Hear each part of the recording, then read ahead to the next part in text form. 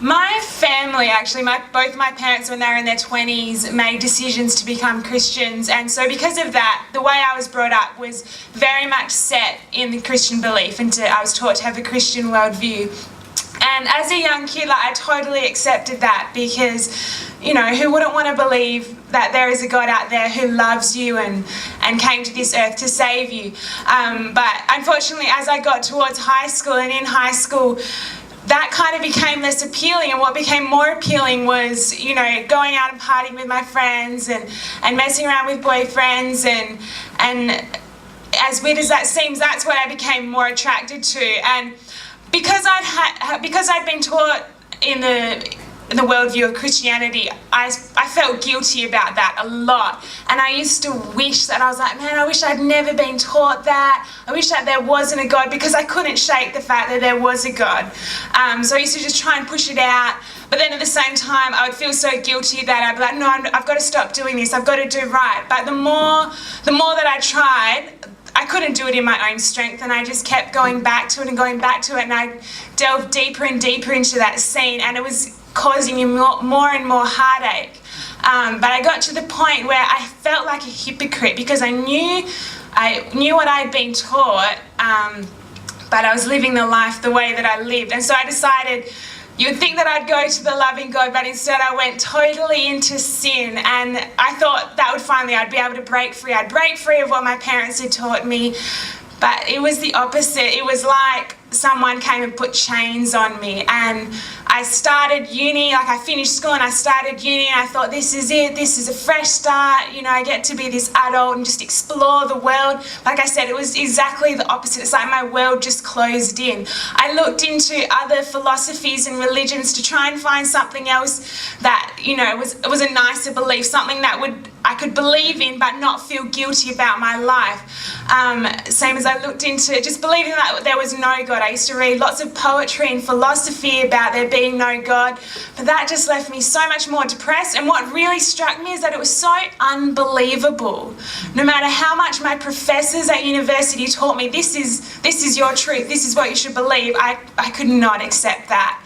And I came to the realization, yeah, Jesus Christ is real, God is real, but I still didn't want to give up the way that I was living my life. And so, being 18, I was about 18 and a half when I finally came to accept that, and the next few months were like hell on earth. I still went out with my friends and did all that, but every time I went out, it got more and more depressing, and I'd try harder and harder to have more fun, but it just got worse and worse.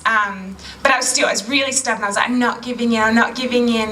But I thought maybe at the end of my life, on my deathbed, I'll pray, I'll cry out to God for forgiveness, because I knew that there is a heaven and hell. I knew I was going to die one day, and I knew that in the state that I was in, that I was on my way to hell. One night I went out and I got so drunk and off my face that I ended up having big fights with my friends, and I ended up having a massive fight with a guy that I'd cared about, had been in my life for years, and he ended up walking away and leaving me in the parking lot of this nightclub. And I just broke down just then, because I knew where my life was at, and I'm lying drunk in a parking lot at about 2 a.m, and so some stranger that had been kicked out of the nightclub for being too stoned came and offered me a lift home, and him and all his friends, and I had no other option, and so I accepted. It's the worst thing to do. And so I remember we were driving along the Mitchell Freeway, and it's 100 kilometres an hour along there, and I remember I was sitting in the back of the car thinking, what am I doing? And I remember thinking, if we crash, which was so likely, I thought, I'm going to go to hell. And so I remember thinking, I've got to stay awake so that I can quickly pray a prayer just in case we do crash, because I don't want to go to hell. I still know that there is a God. But the scary thing was that I couldn't stay awake. I actually kept passing out. And I remember when we finally arrived at my house and I woke up after having passed out for the 10th time, and I hopped out of the car, I was so freaked out that I could have been in hell, that we could have had a car crash, and I did not have the time to repent. And when I woke up, I flopped into my bed and fell asleep straight away. When I woke up that next morning, that was like, you know, I felt like I had a 10-story building on top of me. It was the worst feeling in the world. And so the next day ended up actually being Christmas Day, which happened to be on a Sunday. And I still didn't want to go to church, but I didn't want to be at home by myself. And as I said, my family are Christians, so they were all going to church. And so I decided to go along with my sister. And, you know, the sermon that the pastor was preaching, he was saying that he was talking about people that don't want to get saved. They don't want to give their hearts to Jesus Christ just because it doesn't fit with how they want to live their lives, because they still want to go and sin.